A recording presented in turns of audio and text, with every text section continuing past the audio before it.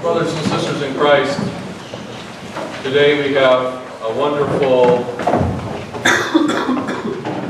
combination of providential things, as often takes place. First, we heard just now the parable of the Good Samaritan, which sets our baseline.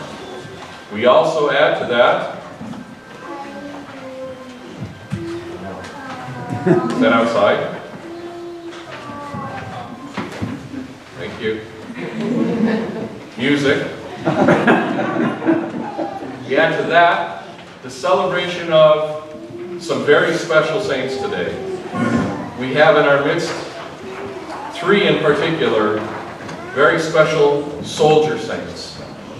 Saint Minas of Egypt, Saint Victor the Martyr, they're all martyrs, and Saint Martin, Bishop of Tours, who before he was a bishop was actually a soldier.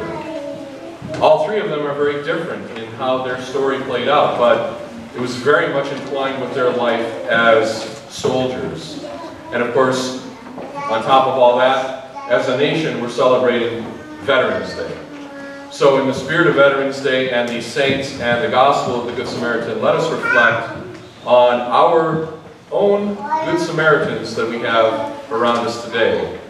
They are our soldiers, our servicemen and women, our members of the armed forces, who not only go out of their way to help others, but risk themselves, life and limb.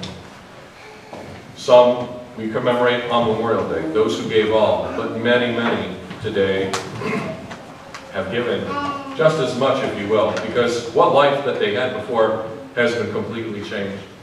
Many of them suffered catastrophic injuries. Last Sunday, we were able to raise some funds for a coalition soldier, Florinel Inanque, who suffered catastrophic injury from an improvised explosive device that took off 3 of his limbs and have left him seriously handicapped for the rest of his life. And I'm very pleased to say that your generosity, through your generosity, St. Mary's was able to raise $2,258 for the Inanque family, which we'll be giving to them tomorrow through the Maxine family that have gotten to know them well through Walter Reed Hospital.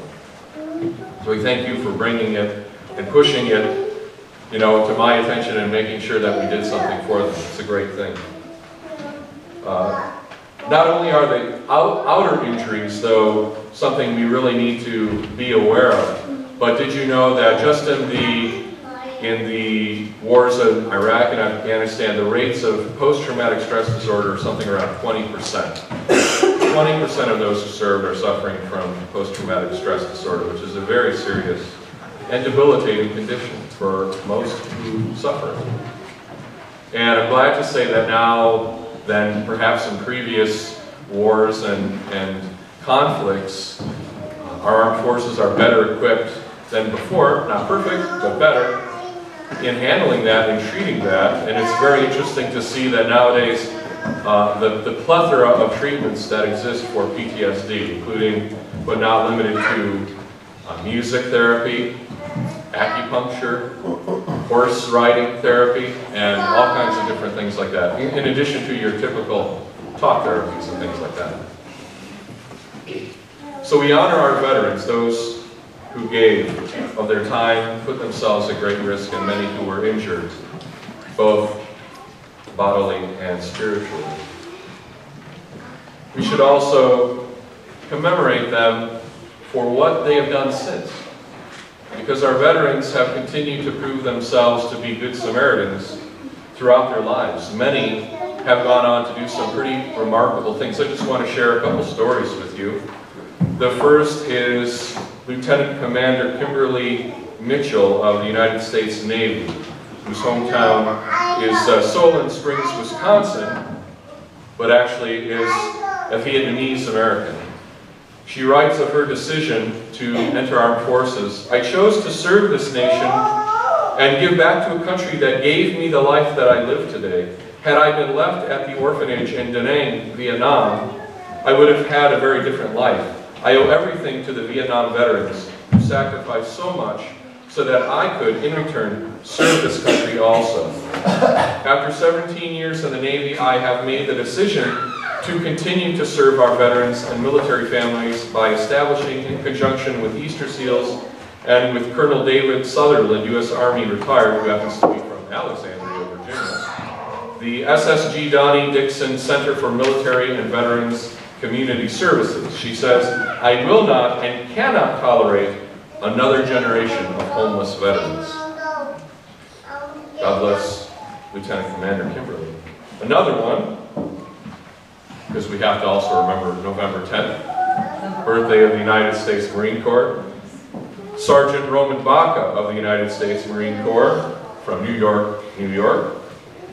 He says, "My service started with a passion to serve my country and was strengthened when my unit was deployed to Iraq. In Fallujah, as a machine gunner and fire team leader, my primary driving force was bringing my team home safe.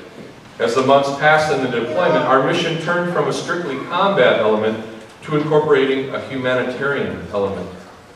We visited local schools in the villages and handed out book bags, paper, and soccer balls. We gathered and distributed warm clothing in the winter.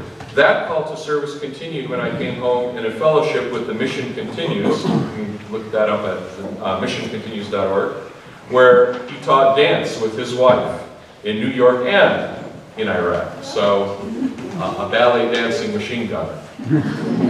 That's awesome. I love it. And these are just two stories of many of our veterans who are serving today.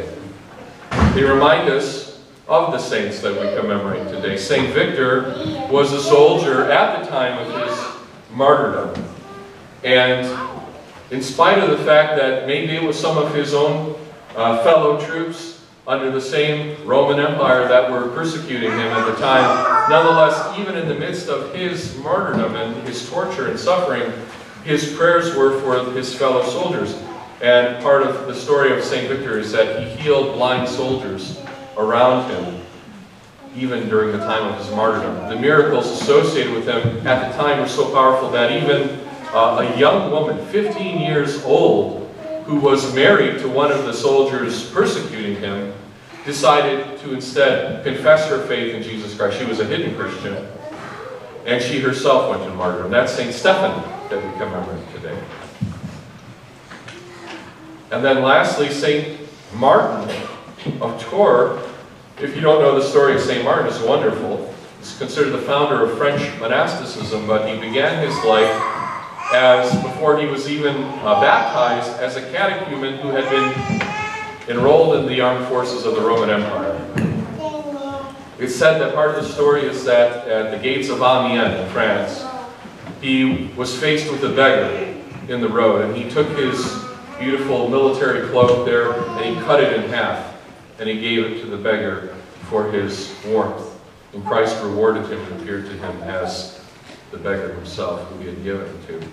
But not only that, when he came, he had no desire to be in the conflict himself. He was a pacifist by nature, wanted to give his life in a monastic struggle for God. But nonetheless, he was in the armed forces and he had his duties. So when the time came that they would go to fight, they accused him of being a coward because he didn't want to fight. And he, even though he was only a catechumen still at the time, decided that he would prove to them that he had courage. It wasn't he was afraid to fight. It's that he wanted to live this life struggle for Christ. And so he went to the front line and stood there with no arms or armor and held the front line against the barbarian army. The barbarians took one look at this guy and said, "Forget it. We don't want to fight these guys." Look at the courage, the fearlessness of what they had. And so St. Martin, through his courage, defeated the barbarian army single-handedly, while through the hand of Christ. He went on to become a bishop, the Bishop of Tours, and was known for his almsgiving and his compassion to the poor that continued throughout his life. Another wonderful veteran within the church. All of these were Good Samaritans. All of them were also soldiers. All of them gave some, and some gave all. So brothers and sisters, let us remember all of our veterans today. Let us honor them. Let us give thanks to God for them. Let us thank them personally. And to that effect, I'd like to ask, and not just for you, but for those you served with who couldn't be here, if you would raise your hand if you yourself are a veteran. Raise your hand.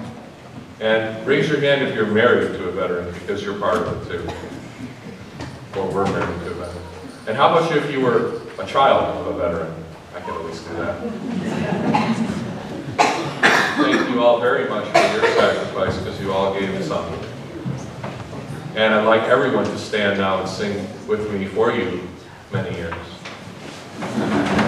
Grant, Lord, a prosperous and peaceful life, health, salvation, visitation, and the furtherance of all good things to your servants, the veterans of our nation, who have given so much, and preserve them for many, many years.